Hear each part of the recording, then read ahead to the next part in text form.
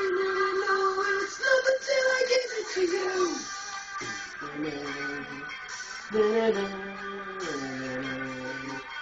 You better not be taping me on your phone.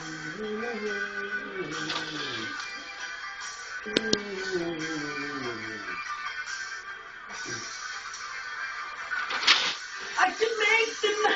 I don't even know the words of this part.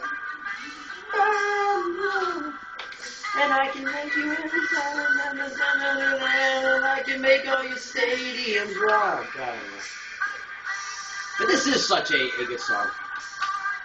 Powerful cold front's going to be coming in from the west. Out ahead of it, strong southwesterly winds. Dew points across the Gulf Coast in the mid-70s right now, and some of this moisture is going to get tapped and drawn into our area. So while it feels dry and comfortable outside right now, expect things to be changing over the next 24 to 48 hours as a lot of this tropical moisture begins to make its way to the north. And this front is just going to kind of squeeze that moisture and give us the chances of heavy showers and storms coming into what looks like about the Tuesday, Wednesday time frame here. But behind this front, big real estate of Canadian high pressure.